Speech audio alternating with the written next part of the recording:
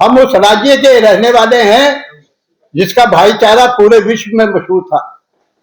आज वो भाईचारा खंडित हुआ है।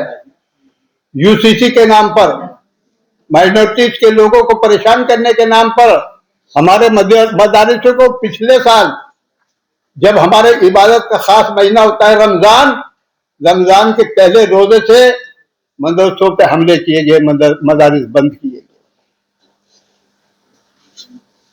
हमारी मस्जिदों को शहीद किया गया, वहां के मज़ारों को शहीद किया गया। और आज कोई सुबह ऐसी नहीं होती जो सुबह उठकर हमें अखबार में ये पढ़ने को न मिले कि फला पड़ोसी का बच्चा फला पड़ोसी से बोला, एक मुस्लिम था एक गैर मुस्लिम था और उसको लेकर बहुत बड़ा विवाद उस मोहल्ले में खड़ा हो गया। छोटी छोटी बातों को लेकर उत्तराखंड के लोग और उत्तराखंड का माइनॉरिटी समाज बहुत परेशान हाल है।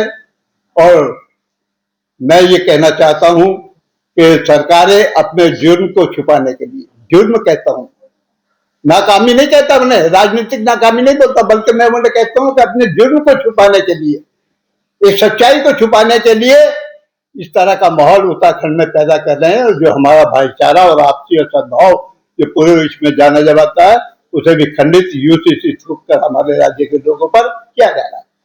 अभी 27 जनवरी को यूसीसी के नाम पर बहुत बड़ा सम्मेलन एक भाजपा सरकार करना चाहती है। तो मैं ये चाहता हूं कि हमारे जो पत्रकार बंधु हैं यहाँ पर बुद्धिजीवी समाज हमारे बीच में है, वो सवाल करे सरकार से कि क्या उपलब्धि तुम यूसीसी के नाम पर गिनाना चाहते हैं।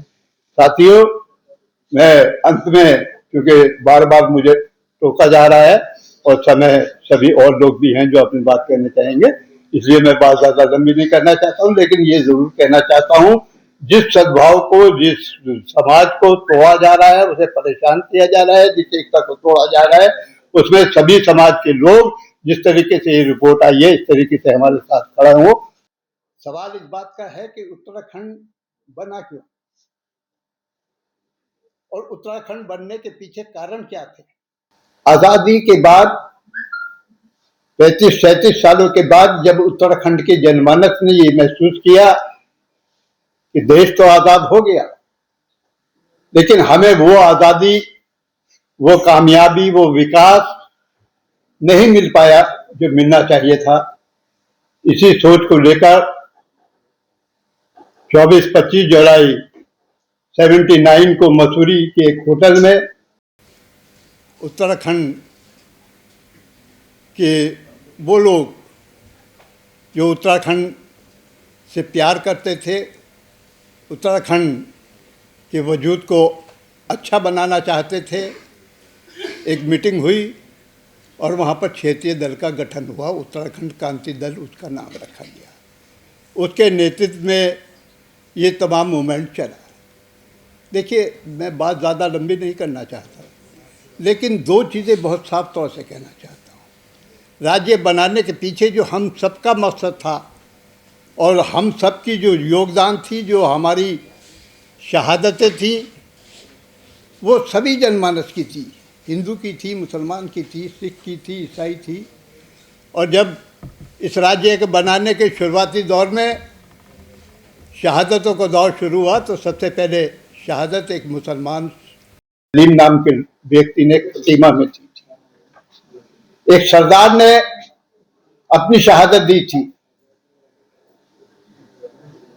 तो ये साबित इस बात को करता है कि इस राज्य को बनाने के पीछे सभी धर्मों का हाथ था, सभी का साथ था, सभी की कुर्बानी थी, सभी की शहादत थी। और राज्य बनाने के पीछे सबका जो मकसद था वो सिर्फ एक था कि राज्य के विकास हो और यहाँ बच्चे के रोजगार की बात। ये दोनों चीजें तो कांग्रेस की सरकार की बात भी करें हम या भाजपा सरकार की बात करें, वो नहीं दे पाई।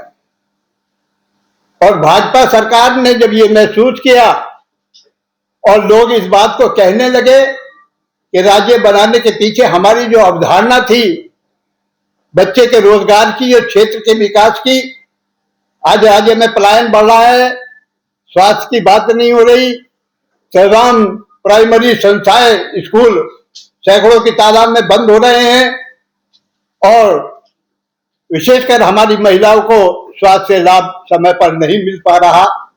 जब ये आवाजें सरकार के खिलाफ उठने लगी तो सरकार ने जब धर्म संसद का नाम दिया और धर्म संसद से एक पैगाम वहां के लोगों को देना चाहा और इस आवाज को जो जनमानस की आवाज थी उसे दबाना चाहा, और उस धर्म संसद से जो कुछ हमारे राज्य में हो रहा है उसे कहने दोहराने की जरूरत नहीं है, वो सब अभी रिपोर्ट में कहा जा चुका है।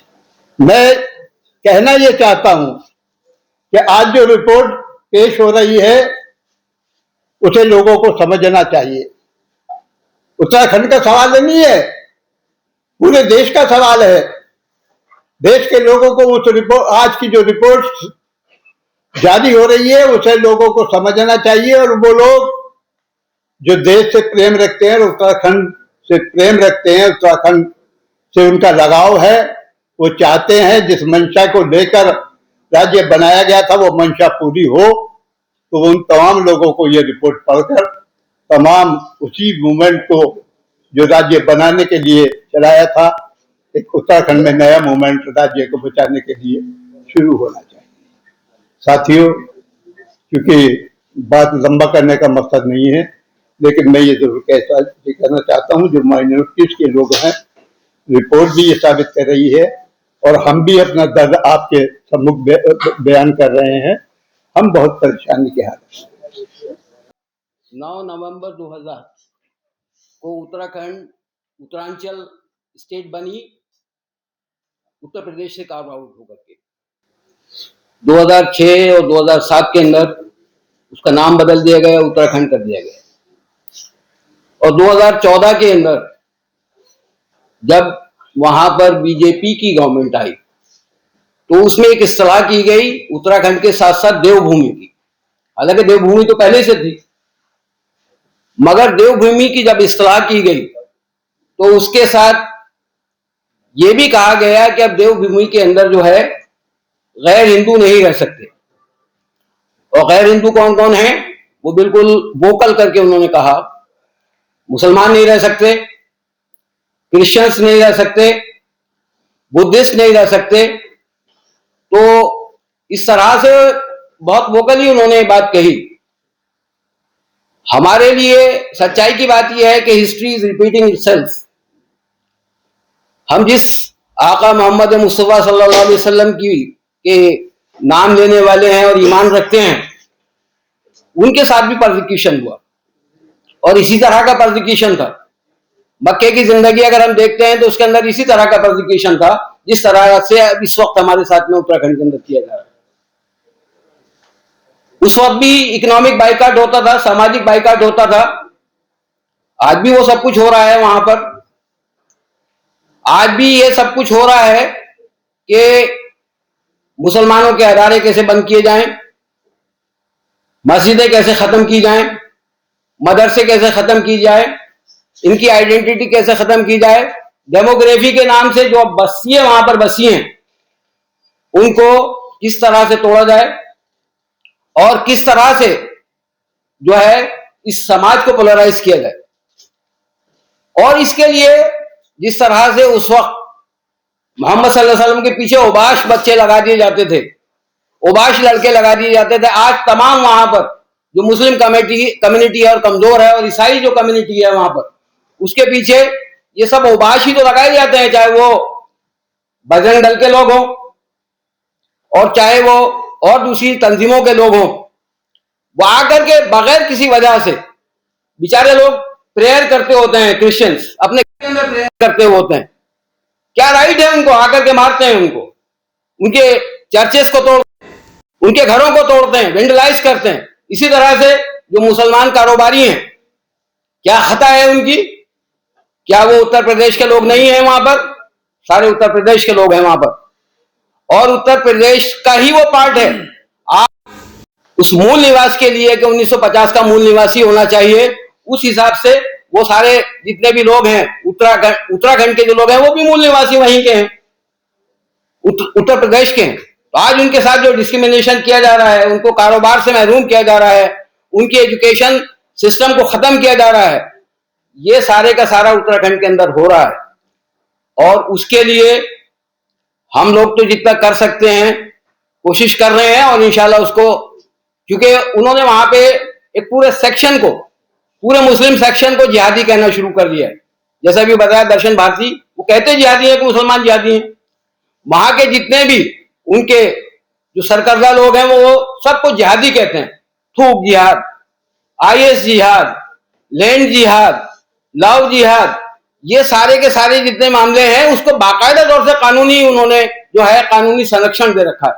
उसके लिए कानून बना दिया 2018 के अंदर, freedom of right, freedom of religion करके। तो ये सारे हालात वहां पर हैं। आप हजरात के बीच में हमारे आने की इसलिए हम आए हैं ताकि हम आपको उसकी जो वस्तु स्थिति है, जो एक्चुअल पोजीशन, फैक्चुअल पोजीशन है, वो बता सकें। और आपसे उम्मीद ये करते हैं कि आप इस महाज के अंदर हमारे साथ खड़े होइएगा।